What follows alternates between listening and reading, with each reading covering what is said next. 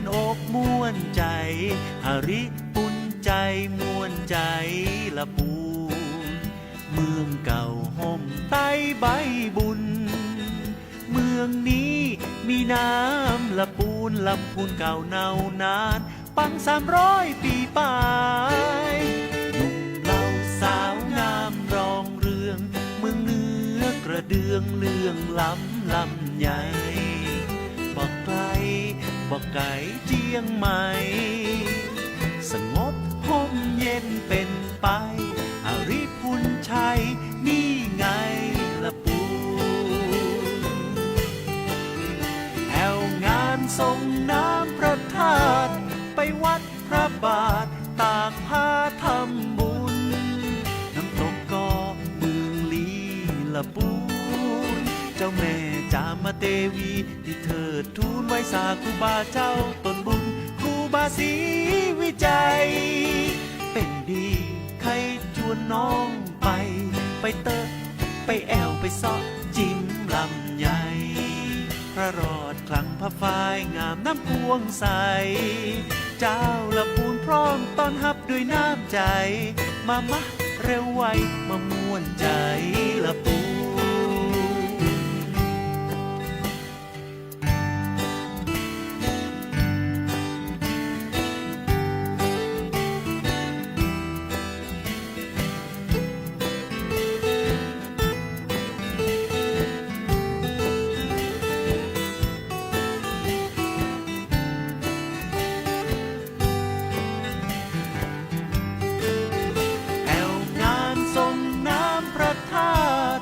วัดพระบาทตากผ้าทำบุญน้ำตกก็เมืองลีละปูนเจ้าแม่จามเทวีที่เถิดทูลไว้สาครูบาเจ้าตนบุญครูบาศรีวิจัยเป็นดีให้ชวนน้องไปเติบไปแอวไปซอกจิ้มลำใหญ่พระรอดคลังพระฝ้ายงามน้ำพวงใสเจ้าละปูนพร้อมต้อนรับด้วยน้ำใจมาเร็วไวมาม่วนใจละปูนมาเร็วไวมาม่วนใจละปูนมาเร็วไวมาเป็นขวัญใจคนละปูน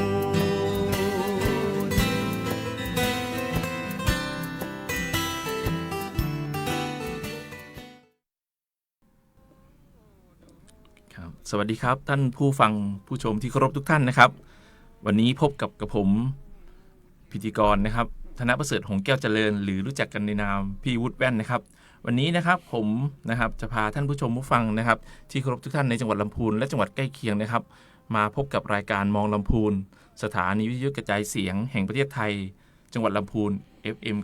95วันนี้ตรงกับวันพุธที่19สิงหาคม2569นะครับเป็นช่วงเวลาที่ทางสถานีได้มอบให้กับพี่น้องประชาชนชาวลำพูนเราโดยเป็นช่วงเวลาของสวท.สำนักงานยุติธรรมจังหวัดลำพูนได้ให้ช่วงเวลาเรามานำเสนอยุติธรรมพบปะประชาชนวันนี้นะครับพี่น้องท่านผู้ฟังผู้ชมในจังหวัดลำพูนทุกท่านนะครับจะได้รู้เรื่องราวของชีวิตคนข้างในชีวิตคนหลังกำแพงวันนี้นะครับเราได้รับเกียรติจากท่านอาจารย์ประยูรเรือนปีหัวหน้าฝ่ายการศึกษาและพัฒนาจิตใจเรือนจำจังหวัดลำพูนขอท่านอาจารย์แนะนำตัวเองด้วยครับครับสวัสดีครับผมนายประยูรเรือนปลีตำแหน่งนักวิชาการอบรมและฝึกวิชาชีพชำนาญการปฏิบัติหน้าที่หัวหน้าฝ่ายการศึกษาและพัฒนาจิตใจสังกัดเรือนจำจังหวัดลำพูนครับครับอาจารย์ครับที่มีคำกลอนที่กล่าวว่าคุกตารางสร้างไว้อย่างแน่นหนามิได้ขังหมูหมาและกาไก่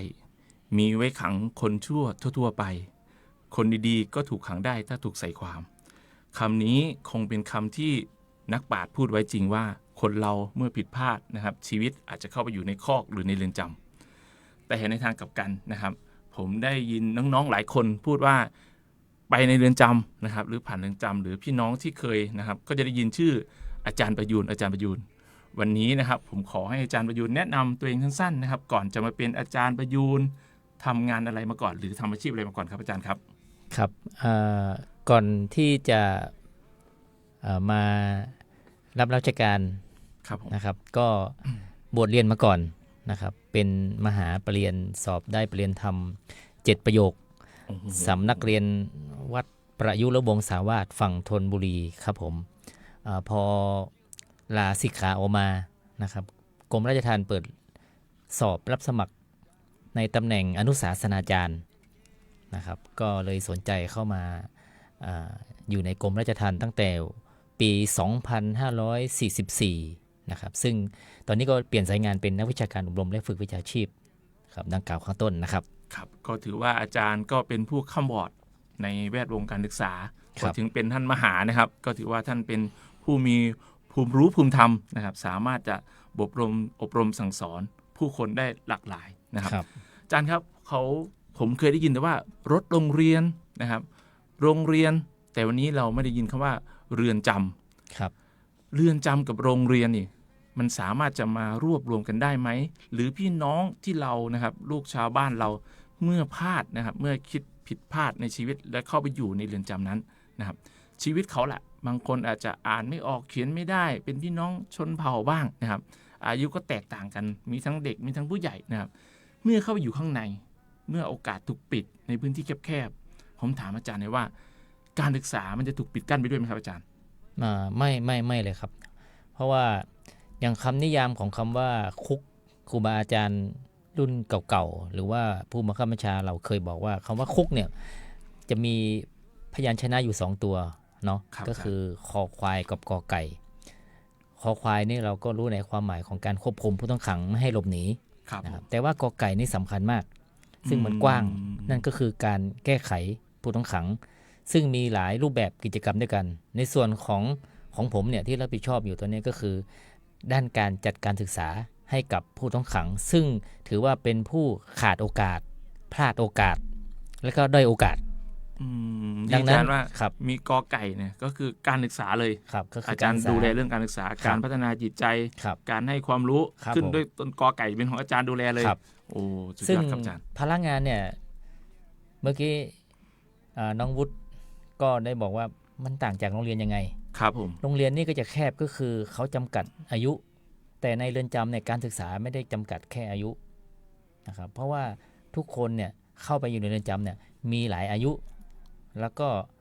มีหลายเพศเนาะเพศทางเลือกผู้ชายผู้หญิงก็สามารถที่จะเข้าไปศึกษาในระบบได้ เรียกว่าการศึกษานอกระบบโดยบูรณาการหน่วยงานภายนอก ซึ่งมีหน้าที่ในการจัดการศึกษาให้กับผู้ต้องขัง ซึ่งเป็นการเปิดโอกาสให้ผู้ต้องขังเหล่านี้นะครับ ครับผมอาจารย์ครับผมเคยได้ยินว่ามีบางคนพี่ๆบางคนอายุ40-50เป็นพี่น้องชนเผ่าบ้าง ไม่ได้เรียนหนังสือเลยตั้งแต่เด็ก แต่พลาดเข้าไปอยู่ข้างใน มีบางคนว่า40-50แล้วไปเรียนข้างในนะครับอ่านออกเขียนได้นี่มันมีอยู่จริงไหมครับอาจารย์ มีอยู่จริงครับ เพราะว่าเราบูรณาการกับภาคีเครือข่ายนะครับที่มีส่วนช่วยสำคัญอย่างมากนั่นก็คือสำนักงานสกรเนาะ ครับ เมื่อก่อนเรียกว่ากศน ม นะครับซึ่งอยู่ใกล้ๆกับเรือนจำนั่นเองนะครับเข้ามาจัดการศึกษาตั้งแต่โครงการผู้ไม่รู้หนังสือ แสดงว่าอ่านไม่ออกสักตัว เขียน ผม ไม่ออกไม่รู้กอไก่ ครั เล บ ย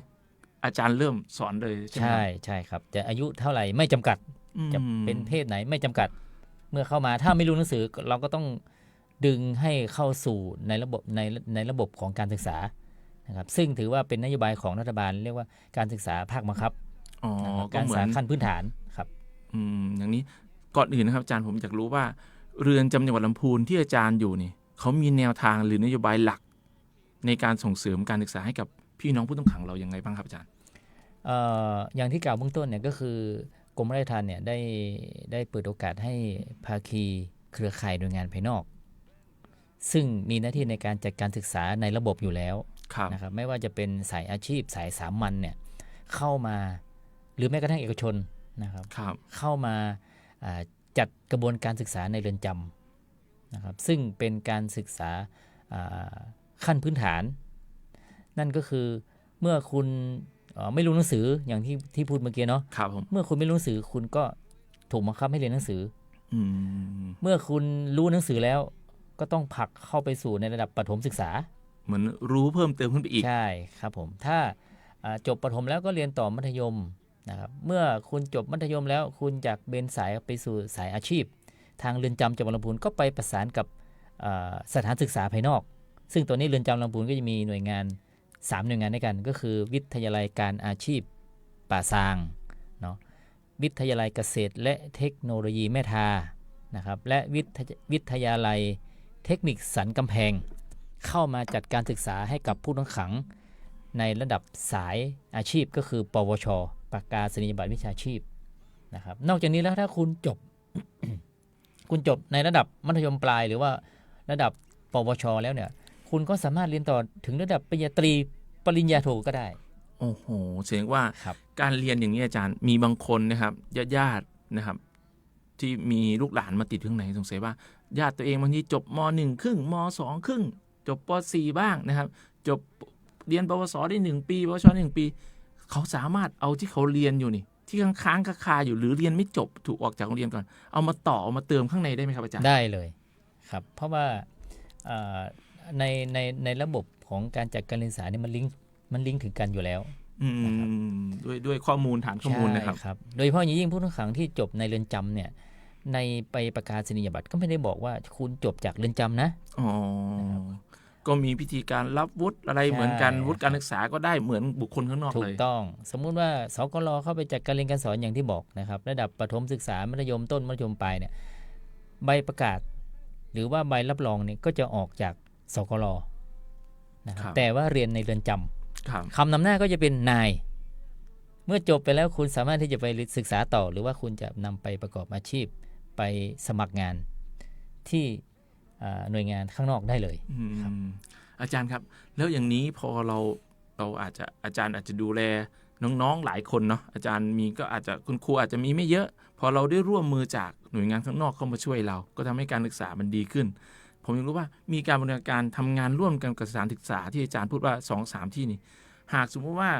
มีภาคที่แบบบางคนอาจจะมีฐานะหน่อยอยากเรียนภาคเอกชนหรือว่าเข้ามาอยู่ในเรือนจำเวลาสั้นๆอยากเรียนหลักสูตรสั้นๆกระทัดรัดแล้วจบเลยนี่อย่างนี้มีไหมครับอาจารย์มีครับ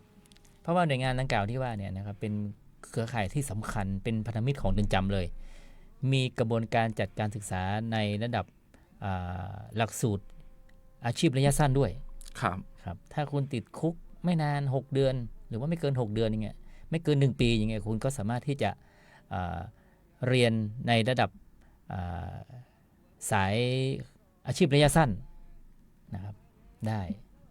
แล้วอาจารย์ครับแล้วเวลาเราอยู่ในเรือนจำเนี่ยเราเรียนหนังสือนะครับหรือว่าบางคนก็ว่าเรียนจบมีอาจจะจบปวชปวสจบช่างไฟช่างเชื่อมการเรียนหนังสือเยอะๆหรือว่าการได้เรียนหนังสือนี่มันเป็นเครื่องมือในการไปลดโทษหรือว่าไปทำให้บุคคลคนนั้นนี่มีแนวคิดเปลี่ยนไปหรือเกิดประโยชน์กับเขามากน้อยแค่ไหนครับอาจารย์ในส่วนของประโยชน์ผู้ต้องขังที่เข้าสู่ระบบการศึกษาในเรือนจำเนี่ยอย่างที่กล่าวไว้ว่าเขาสามารถที่จะได้หนังสือรับรองหรือว่าใบประกาศนียบัตรการจบหลักสูตรใบประกาศเหล่านี้นอกจากที่ว่าเขาสามารถที่จะเอาไปต่อยอดเรียนต่อหรือว่าไปประกอบอาชีพภายหลังพ้นโทษแล้วเนี่ยใบประกาศตัวนี้เขาสามารถที่จะใช้ประโยชน์ของตนเองในเรือนจำได้ด้วยนั่นก็คือเอาไปเลื่อนชั้น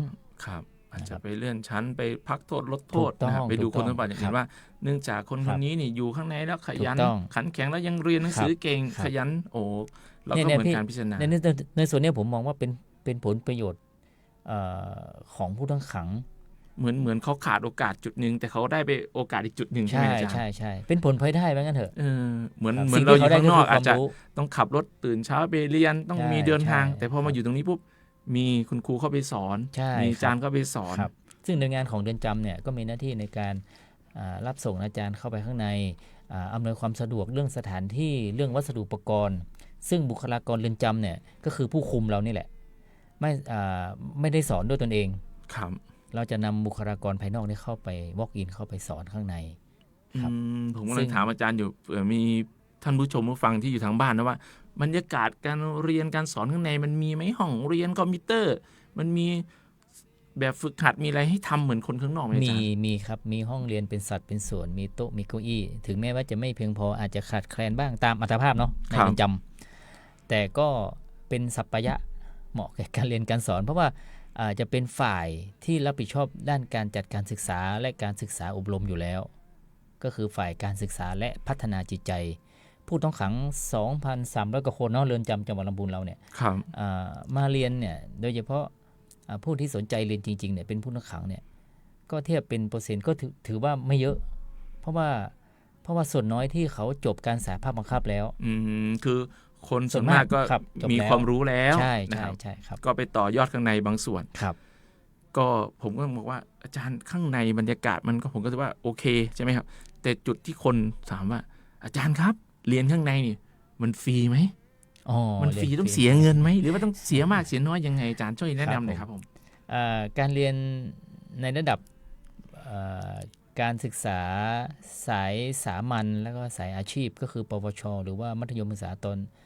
ต้นตอนปลายเนี่ยเรียนฟรีหมดเลยครับรัฐอุดหนุนแต่ถ้าคุณจะศึกษาต่อในระดับอุดมศึกษาก็จะมีหน่วยงานก็คือ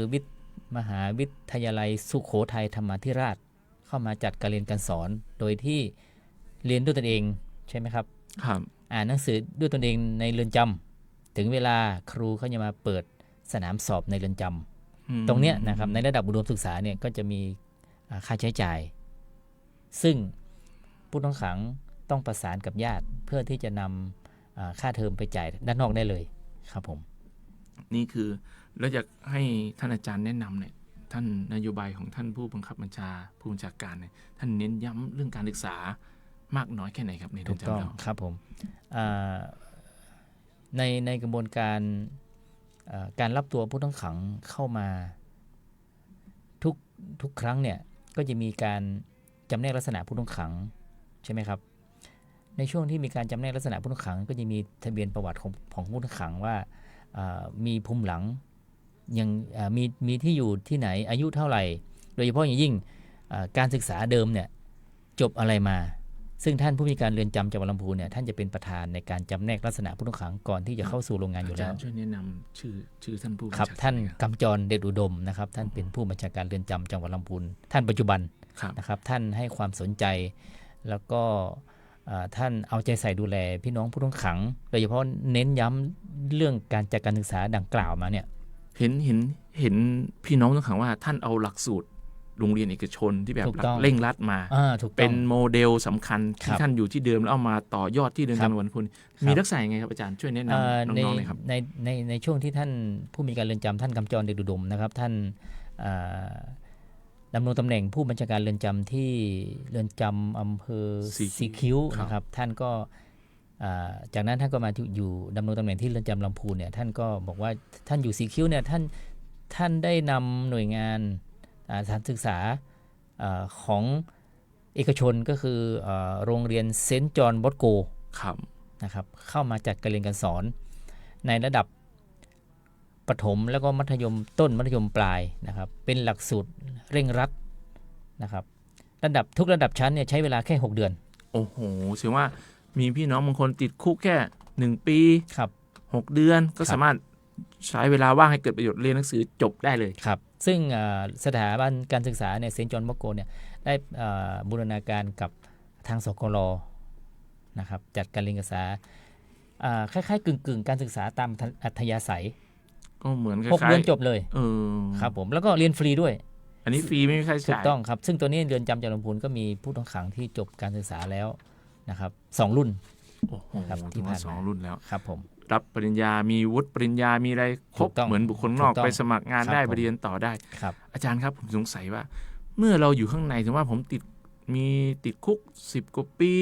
15 ปีอย่างนี้นะครับบางทีมันเวลาว่างมันเยอะอาจจะเรียนหนังสือเรียนปริญญาตรีนี่สามารถทำว่าปีนี้ผมเรียนของมสท.ปีหน้าผมเรียนของรามคำแหงเรียนไปได้หลายมหาลัยพร้อมๆกันได้ไหมจ๊ะเขาห้ามไหมตอนเนี้ยที่กรมราชทัณฑ์ได้ประสานทางมหาวิทยาลัยสุโขทัยธรรมาธิราชเท่าที่ทราบนะครับน่าจะมีแค่มสท.ตอนนี้ให้มสท.แล้วอาจารย์เวลาจบเนี่ยอาจารย์เผื่อญาติพี่น้องเพราะว่าแม่มีลูกไปบอกว่าคุณแม่ครับผมอยู่เรือนจำผมจะจบแล้วนะอยากใส่ชุดเปไปรับปริญญาใส่ชุดคุยไปรับปริญญาจะไปรับได้ไหมอาจารย์ถูกต้องมีด้วยมีโครงการถ้าผู้ต้องขังทั่วประเทศจบพร้อมกันรุ่นนี้สมมติปี2069ปีนี้จบจะต้องส่งตัวผู้ต้องขังไปที่ส่วนกลางนะครับเพื่อซ้อมรับปริญญา อ๋อ นะครับ ไปรับปริญญาโดย ถูก ใส่ ต้อง ชุดคุยเลยใช่ไหมอาจารย์ ถูกต้อง ญาติพี่น้องก็ไปรอถ่ายรูปได้เลย ถูกต้องครับผม ก็แสดงว่ากรมราชทัณฑ์นะครับ และรวมไปถึงเรือนจำทุกๆเรือนจำทั่วประเทศนี้ก็มีลักษณะการสอนหนังสือ ครับ การได้รับสิทธิประโยชน์ในการเรียนหนังสือ ครับผ ค ม ล้ายๆกันหมด ถูกต้อง แล้วยังมอบโอกาสให้กับน้องๆที่พลาดอยู่ข้างในได้เรียนหนังสือเหมือนกัน ครับถูกต้อง เพิ่มเติมอีกนิดนึง ครับอาจารย์ นอกจากการเรียนการสอนสายสามัญสายอาชีพแล้วยังมีอีกสายหนึ่งซึ่งมองข้ามไม่ได้เลยนั่นก็คือเป็นนโยบายของกรมราชทัณฑ์ก็คือสายธรรมศึกษา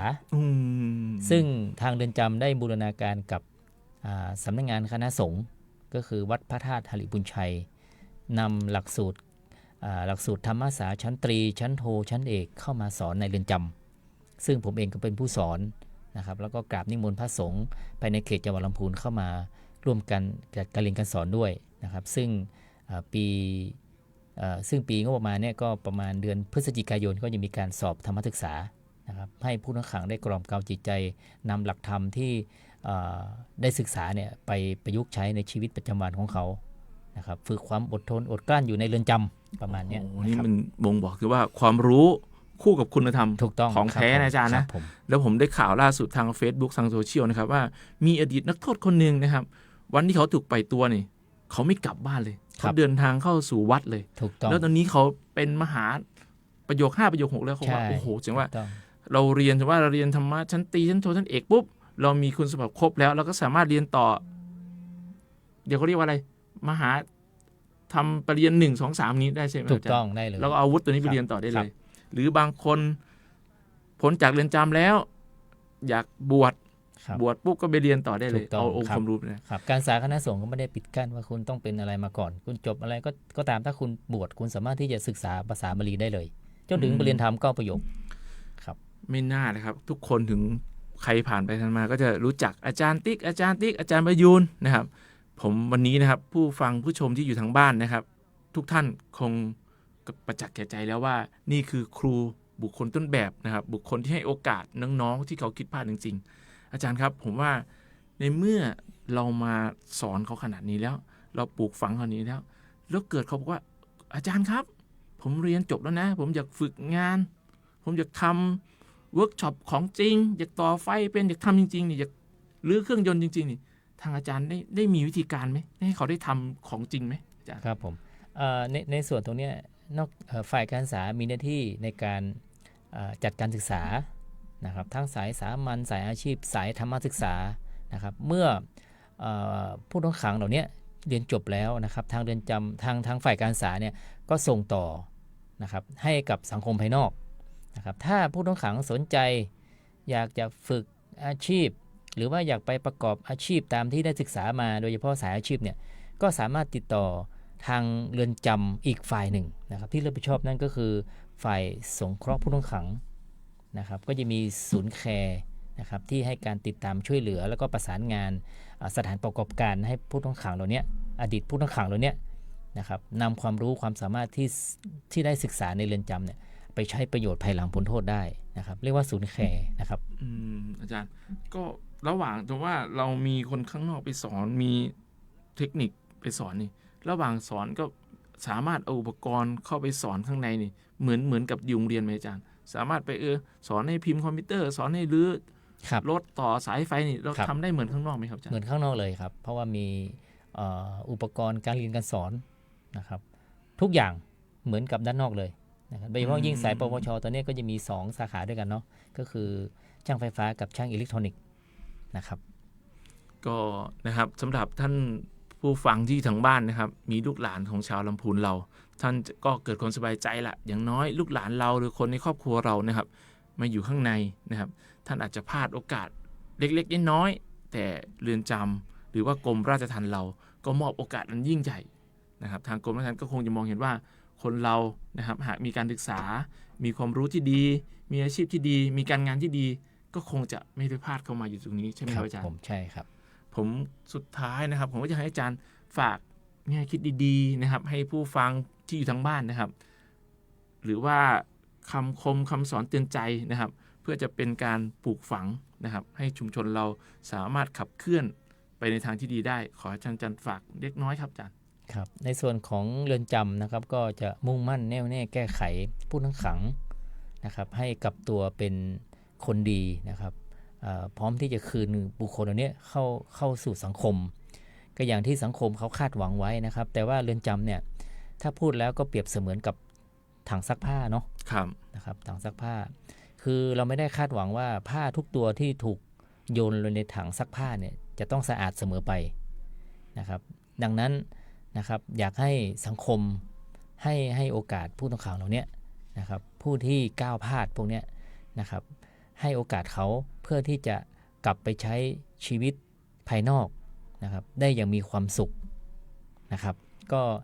เมื่อกระบวนการรีไซเคิลของเรือนจำเนี่ยเสร็จสิ้นแล้วนะครับก็จะต้องเป็นหน้าที่ของสังคมภายนอกสังคมชุมชนหมู่บ้านนะครับก็ต้องช่วยกันดูแลนะครับเพื่อให้สังคมไทยเราเนี่ยเป็นสังคมที่ปกติสุขแล้วก็น่าอยู่แล้วก็ไม่มีอาชญากรรมเกิดขึ้นเพิ่มเติมนะครับผมเห็นข้อความจากผู้ชมทางบ้านนะครับทักมาว่ามีคนในชุมชนนะครับมาอยู่ในเรือนจำจังหวัดลำพูนแล้วออกไปแล้วไปเป็นพ่อหนานนะครับไปเป็นผู้นำทางศาสนาไปช่วยสังคมทำนู่นทำนี่อันนี้อยากให้อาจารย์แนะนำเลยว่ามันมีไหมหลักสูตรที่จะสอนคนเหล่านี้ให้เพื่อออกไปช่วยเหลือสังคมอาจารย์ครับก็เป็นนโยบายของกรมราชทัณฑ์เหมือนกันนะครับแล้วก็ท่านผู้บัญชาการเรือนจำท่านก็ให้ความสำคัญนะครับซึ่งโครงการของกรมราชทัณฑ์เนี่ยให้เรือนจำทั่วประเทศจัดโครงการอบรมมัคคณายกนะครับมัคคณายกทั้งชายแล้วก็หญิงมัคคณายกนี่คนบ้านเราภาคเหนือเขาเรียกอะไรป้าหนานหรือว่าปู่จานครับภาษาทางการเรียกว่ามัคคนายกครับผมนะครับไม่ใช่มัคคทายกนะครับมัคคนายกก็คือผู้นำทางนะครับก็คือเป็นสะพานทอดระหว่าง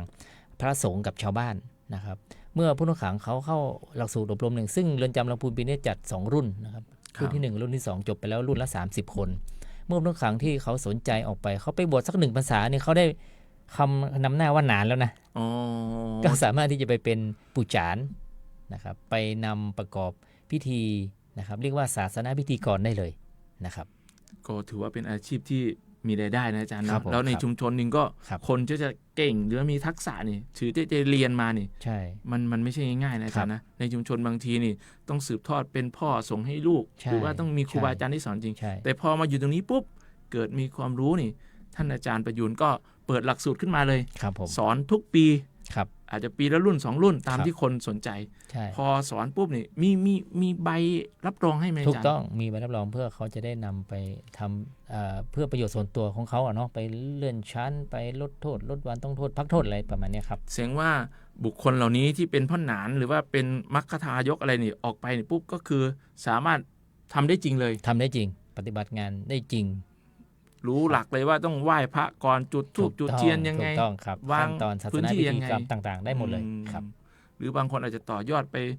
การสะเดาะเคราะห์แต่งแก้พิธีกรรมอย่างอื่นก็อาจจะต่อยอดได้ใช่ไหมจ๊ะเสียงว่าแล้วอาจารย์ยังมีคนทักว่ายังมีหลักสูตรเขาเรียกว่าอะไรผู้นำทางศาสนาสร้างความคิดหลักสูตรสักขาสมาธิอะไรอาจารย์อย่างนี้แนะนำหน่อยครับอาจารย์ครับอันนี้เป็นเรื่องของการพัฒนาจิตใจก็คือหลักสูตรสักขาสมาธินะครับตามแนวทางของสมเด็จพระยานวชิโรดมก็คือที่วัดธรรมมงคลเขตพระโขนงนะครับซึ่งเป็นนโยบายของรัฐมนตรีว่าการกระทรวงยุติธรรมที่หลวงพ่อวิริยังนี่ใช่ไหมอาจารย์ถูกต้องครับผมก็คือนำหลักสูตรเข้ามาให้กับผู้ต้องขังโดยเฉพาะเลยนะครับเรียกว่าหลักสูตรสักขาสมาธิ1 เดือนโดยได้รับเมตตาจากครูสมาธิของสถาบันพลังจิตานุภาพสาขาลำพูนเชียงใหม่ลำปางเนี่ยเข้ามาอบรมให้กับผู้ต้องขังเป็นประจำทุกปีซึ่งปีนี้ทางปีงบประมาณนี้ลำพูนก็ได้จัดแล้ว1รุ่นนะครับรุ่นละ100คนจบไปแล้วนะครับก็แสดงว่าญาติพี่น้องเราที่มาพาดอยู่ข้างในแต่โอกาสการศึกษากำแพงถึงจะสูงขนาดไหนก็ไม่สามารถกั้นการศึกษาที่จะเข้าถึงบุคคลเหล่านี้ใช่ไหมอาจารย์เพราะเราเชื่อว่าเมื่อมีความรู้มีการศึกษานี่สังคมเจริญแน่นอนครับผมอาจารย์ครับเหลือเวลาทางรายการอยู่นะครับผมจะให้อาจารย์พูดว่าอาจารย์มีอะไรที่ประทับใจไหมที่สอนมาเป็นระยะทาง10 ปี20 ปีนี่มีลูกศิษย์คนไหนที่อาจารย์แบบจำไม่ลืมไหมว่าคนนี้แบบเราสอนแล้วเจ๋งนะเอาไปใช้ประโยชน์ได้จริงอย่างนี้มีไหมครับคือที่ประทับใจทุกครั้งที่ผู้ต้องขังที่เขาปล่อยตัวไปเนี่ย แล้วเขาเจอเราเนี่ยแถวตลาดแถวห้างแถวอะไรเนี่ยเขาวิ่งมาหาเราแล้วเขาก็ทักเราสวัสดีครับอาจารย์คือเราก็รู้เลยว่าเป็นศิษย์เก่าเรานี่คือความประทับใจว่าเขายังไม่ลืมเราแล้วเขาเห็นว่าเรายังเป็นครูอาจารย์ของเขาอยู่เป็นครูอยู่ในคุกเป็นอาจารย์อยู่ในคุกซึ่งมีไม่มากที่ว่าอดีตผู้ต้องขังเนี่ยเขาเจอผู้คุมเขาจะเรียกว่าอาจารย์ใช่ไหมครับครับปกติเขาจะเรียกว่านายเรียกว่าหัวหน้าอย่างเงี้ยนะครับแต่ว่าบุคคลเหล่านี้เขาเคยเรียนหนังสือกับเราเขาคุกคีกับเราอยู่ข้างในเขาเจอเราเขาเรียกว่าอาจารย์อย่างเงี้ยเราก็ภูมิใจนะครับว่าอย่างน้อยเขาก็กล้าแสดงออกเขาก็กล้าเปิดตัวว่าเขาเป็นอดีตผู้ต้องขังนะเขาไม่ได้เก็บตัวกักตัวอยู่ในมุมมืดนะครับเขาเปิดตัวเองแสดงว่าเขากล้าที่จะให้โอกาสตัวเองแล้วนะครับได้ยินข่าวว่ามีน้องบางคนจบปวชปวสจากข้างในแล้วไปต่อปริญญาตรีข้างนอกหรือบางคนไปทำงานในนิคมอุตสาหกรรมไปทำงานไปเปิดบริษัทเนี่ยพอได้องค์ความรู้ได้ทักษะจากข้างในนี่ไปทำนี่อย่างนี้มันก็ภาคภูมิใจนะอาจารย์นะแล้วเราก็บอกว่าเราก็แก้ไขปัญหาให้สังคมหรือว่าคนเหล่านี้นี่มาอย่างถูกทางโดยการเอาการศึกษานำใช่ไหมครับอาจารย์แล้วผมก็สงสัยว่าพอคนหมู่มากๆมีทั้งผู้หญิงผู้ชายคนแก่มาเรียนรวมๆกันอาจารย์มีเทคนิคในการหากเราเป็นครูนะก็สอนป.1 ป.2 ป.3 อย่างอาจารย์นี่มันอายุหลากหลายอาจารย์มีเทคนิคอะไรไหมที่จะสอนหรือว่าจะบ่มเพาะหรือว่าจะสร้างแรงบันดาลใจให้คนเหล่านี้ให้เขาก็แบ่งเป็นกลุ่มนะครับแบ่งเป็นกลุ่มนึงก็ไม่เกิน30คนนะครับโดยที่เราจะแบ่งตามอายุอย่างที่น้องวุฒิบอกนะครับกลุ่มนี้ก็เป็นห้อง1กลุ่มนี้เป็นห้อง2นี่นะครับอาจจะมีสัก 3-4 ห้องก็จากการเรียนการสอนได้เลยนะครับแต่ละช่วงเวลานะครับผมสงสัยนี่ครับอาจารย์ว่าเมื่อข้างในมีโรงเรียนนี่มันมีไหมวันครูมีไหว้ครูไหมมีกิจกรรมลูกเสือไหมมีกีฬาสีไหมมีเหมือนข้างนอกไหมอาจารย์เขาจะขาดโอกาสอย่างนี้ไหมมีเหมือนข้างนอกแต่ว่าอาจจะจำกัดในเรื่องของสถานที่นะครับซึ่งบุคลากรเนี่ยเราก็จะได้อนุเคราะห์หน่วยงานในสถานศึกษาที่เป็นเครือข่ายอย่างที่บอกเบื้องต้นนะครับก็จะมีจัดกิจกรรมลูกเสือสอดแทรกในกระบวนการจัดการเรียนการสอนก็มีเข้าค่ายลูกเสือบ้างครับผมมีครับแล้วก็วันไหว้ครูนะครับวันเปิดเทอมก็จะมีวิทยาลัยการอาชีพป่าซางทางสกล.เข้ามาจัดนะครับกิจกรรมเหล่านี้ตลอดเพื่อให้นักเรียนซึ่งเป็นผู้ต้องขังเนี่ยหรือว่าผู้ต้องขังที่เป็นนักเรียนเนี่ยได้ทราบได้รู้ประวัตินะครับความเป็นมาของวันสำคัญเกี่ยวกับการจัดการเรียนการสอนเหล่านี้นะครับซึ่งถือว่าเป็นกระบวนการพัฒนาคุณภาพชีวิตที่สำคัญที่ขาดไม่ได้เลยกิจกรรมเหล่านี้นะครับแล้วอย่างผมเป็นเด็กนะครับอาจารย์เราจะเรียกว่าเรียนไม่มากีฬาไม่ขาดเรียนไม่เอาเล่นแต่ดนตรีอย่างนี้แล้วมันมีไหมอาจารย์สำหรับคนที่เขาแบบอาจจะเรียนไม่ค่อยเก่งแหละแต่เขาไปเก่งทางดนตรีกีฬาอาจารย์มีการสอนเขาด้านนี้ไหมหรือว่ามีวิธีการไหมมีวงมีอะไรไหมมีวงดนตรีมีดนตรี2ประเภทก็คือดนตรีล้านนากับดนตรีสากลใช้กระบวนการพี่สอนน้องนะครับซึ่งมีผู้ต้องขังหลายคนที่เขาเก่งจากด้านห้องอยู่แล้วเก่งเล่นกีตาร์เก่งด้านตีกลองเงี้ยเขาก็คือในเรือนจำก็จะมีอุปกรณ์ดนตรีพวกเหล่านี้นะครับก็สามารถที่จะใช้เวลาว่างในการเล่นต่างๆโดยเฉพาะยิ่งถ้ามีบุคคลสำคัญนะครับมีกิจกรรมต่างๆโดยที่มีหน่วยงานภายนอกเข้ามาก็จะมีการแสดงโชว์นะครับโดยที่ผ่านมาก็มีหลายเดือนที่ผ่านมาเนี่ยก็มีหลายกิจกรรมด้วยกันซึ่งท่านรองผู้ว่าท่านผู้ว่าราชการจังหวัดลำพูนก็เข้ามาก็มีการแสดงการฟ้อนอะไรต่างๆก็แสดงว่าเล่นแบบเต็มวงเลยมีนักร้องมีนางรำมีคนเล่นดนตรีครบอุปกรณ์แล้วก็ครบครันครับผมจะถามว่าครบไหมก็ไม่ครบแต่เท่าที่มีอยู่แสดงว่าหากผู้ฟังผู้ชมทางบ้านนะครับท่านใดมีเครื่องดนตรีหรือว่ามีอุปกรณ์ที่พอจะส่งเสริมทางเรือนจำเพื่อจะให้โอกาสน้องๆเหล่านี้ได้ฝึกทักษะนะครับเอามาใช้เป็นฝึกซ้อมมาแสดงโชว์ก็สามารถมาบริจาคให้อาจารย์ได้ถูกต้องครับไม่ได้ปิดกั้นครับยินดีแล้วก็ขอบคุณเป็นอย่างยิ่งเลยถึงว่าเราก็เหมือนเขาบอกว่าโรงเรียนลูกผู้ชายนะอาจารย์เนาะสถานที่อย่างนี้ก็เหมือนเป็นสถานที่โรงเรียนมีนักเรียนก็ถือว่าเยอะนะอาจารย์ 2,000 กว่าคนอาจารย์ว่า 2,000 กว่าคนนี่ก็ถือว่าเป็นโรงเรียนขนาดใหญ่มีทั้งน้องผู้หญิงน้องผู้ชายเป็นโรงเรียนกินนอนด้วยก็ถือว่าบังคับเต็ม100%การบ้านต้องส่งเป๊ะใช่ไหมครับงานต้องเป๊ะเป็นโรงเรียนที่นักเรียนไม่เคยขาดเรียนเลยโอ้โหนี่นะครับอาจารย์เราเป็นเด็กเราบางทีเราขาดลามาสายเนาะโดดเรียนบ้างอันนี้ไม่มีโดดเรียนใช่ไหมอาจารย์ทุกคนต้องนั่งเรียนเป๊ะก็ผมก็มองว่านะครับ ชีวิตนะครับในเรือนจำบางทีเราอาจจะขาดโอกาสอย่างที่ผมพูดว่าแต่โอกาสดีๆบางทีมันก็วิ่งเข้ามาหาเรา ครับ ถึงกำแพงจะสูงนะครับ ครับ โดยผ่านการนำของ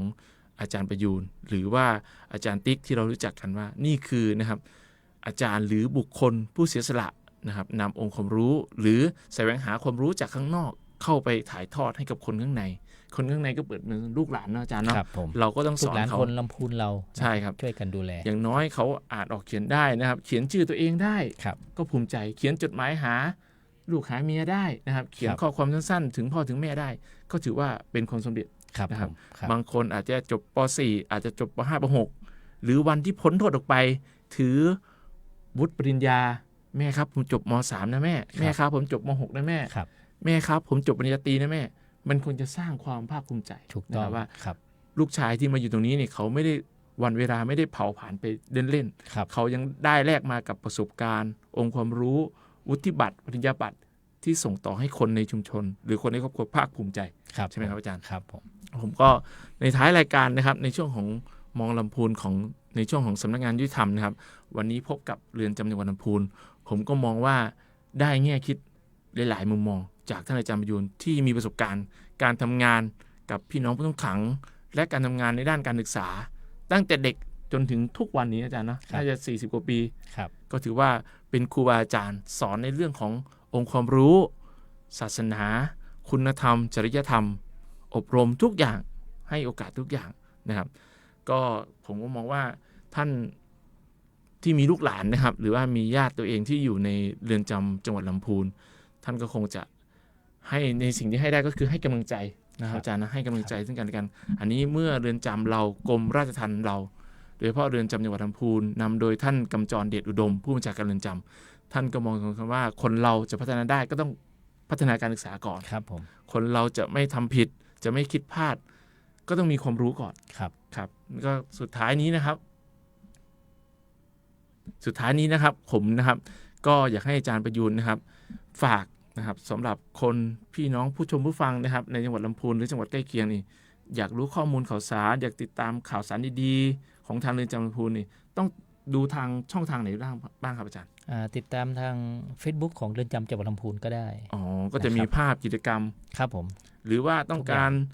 ขอความช่วยเหลือก็ผ่านอะไรนะศูนย์แคร์ใช่ไหมครับอาจารย์สังคมสงเคราะห์ ครับ หรือหากท่านไหนสะดวกก็เดินทาง walk in เข้าไปที่เรือนจำเลย ครับหรือว่าติดต่อโดยตรงทางโทรศัพท์ก็ได้ ขอฝากเบอร์ไว้เลยครับอาจารย์ 053511055นะครับ053511055นะครับ หรือสมมติว่ามีผู้ปกครองบางคนที่ฟังอยู่นะครับที่ได้ฟังหรือได้ชมทาง Facebook ไลฟ์นะครับต้องการอยากให้ลูกเรียนหนังสือล่ะ ครับ ลูกฉันจบเท่านี้แล้วไปอาวุธมาเท่านี้นะ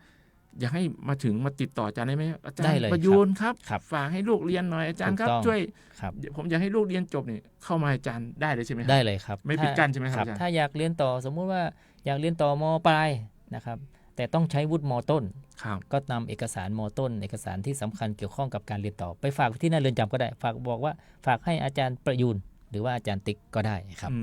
อันนี้ก็ถือว่าเป็นช่องทางนะครับที่เราเข้าถึงกัน โดยไม่ต้อง ครับ มีเอกสารอะไรมากมาย ครับ ไม่ต้องมีขั้นตอนมากมายนะอา ค จา รั ร บ ย์ ผม ก็มองว่าก็เป็นข่าวดีนะครับในช่วงของรายการวันนี้นะครับ ก็ถือว่าใน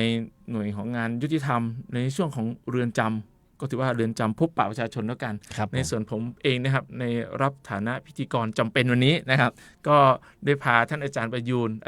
นเรือนปีนะครับ มาให้ท่านผู้ชมผู้ฟังทางบ้านนะครับของจังหวัดลำพูนเราได้รู้